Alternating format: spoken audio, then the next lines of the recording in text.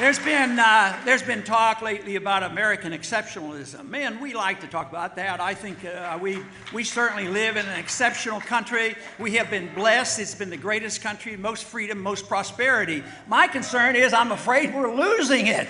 I'm afraid we've given up on our devotion to liberty. That's where our problem is. But you know where I think we go astray on this exceptionalism is there's some people, and sometimes they're referred to as neoconservatives, and they're sort of neo-Jacobins, where they believe that we have this moral responsibility to use force to go around the world and say, you will do it our way or else. Well, force doesn't work. It never works.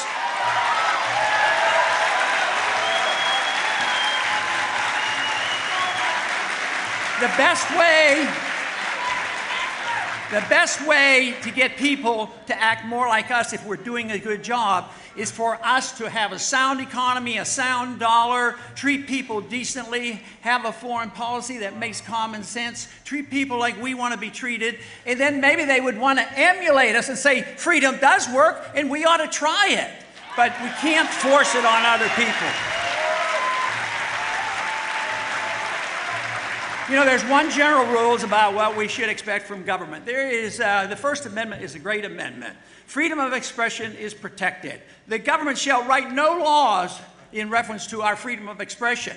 It doesn't say that we're to have an expression of only the non-controversial ideas. It's freedom of expression. Now, most people are pretty good on the First Amendment, but where they slip up is they say the government should write no laws about the freedom of activity. So they want to the liberals want to talk about how to regulate your economic activity and how you spend your money, and others want to regulate your personal lifestyle. But government should not be regulating us, and we should adapt one other principle for that to work. We should all swear off the use of violence against our neighbors, our friends, or our other countries.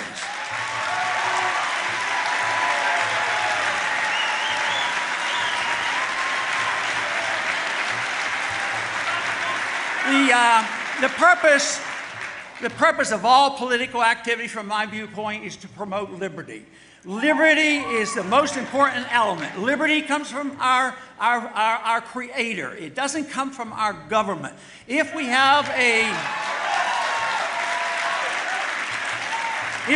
a free society, we can go about our business and do our very best, work toward virtuous things and work toward excellence. When government takes over the role of making us virtuous and making us excellent and redistributing the wealth, they only do it at the expense of liberty, and that's why we're in such terrible shape today, is because we've allowed the government to be so much involved.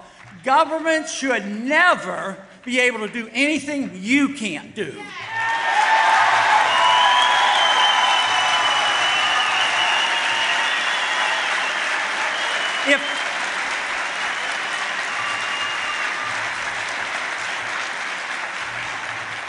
If you can't steal from your neighbor, you can't send the government to your neighbor to steal for you. There should be no redistribution of wealth.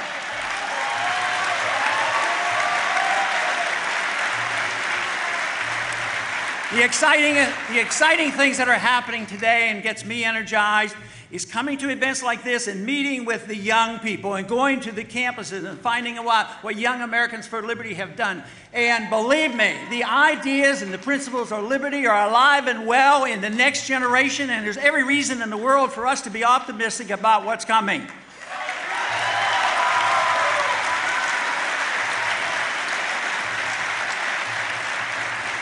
I would like to make one suggestion before I close that just to think about, because it's not a perfect solution, but especially the young people. What if I had the authority to do it, what if I could offer you and say, look, we're not doing such a good job in government these days. We make promises and we don't know about the future. But would you consider opting out of the whole system under one condition? You pay 10% of your income, but you take care of yourself. Don't ask the government for anything.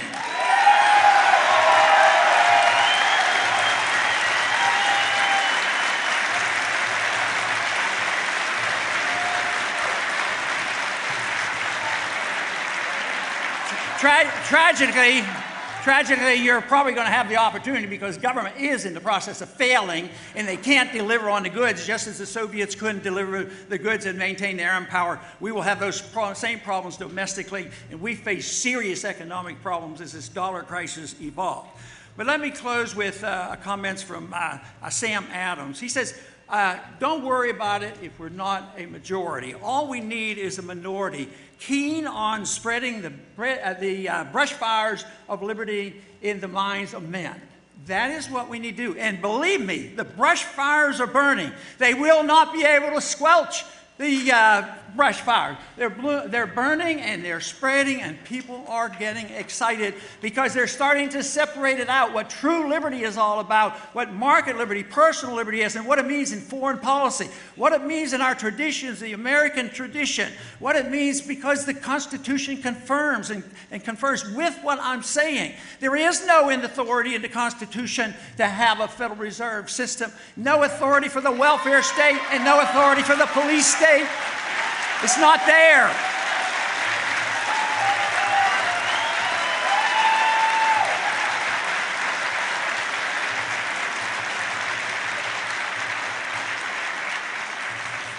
So we should all assume personal responsibility for promoting the ideals of liberty. And one thing that Samuel Johnson always advised when they were in the dire consequences of the problems of the revolution, he said, we cannot present long faces to the people, the colonists at that time, because it will make them realize how tough things are. So we should not have long faces. We do not know exactly what tomorrow will bring, but I do know that the effort is worthwhile, and I do know that you can have a lot of fun defending liberty, and believe me, if you understand liberty and realize it's the only humanitarian system that existed ever on mankind, I tell you what, if you learn about it, study it, and promote free market economics, and fight for this, I can guarantee you, you will sleep better at night, you will enjoy your life, and you will feel like you're doing something worthwhile. Defend liberty.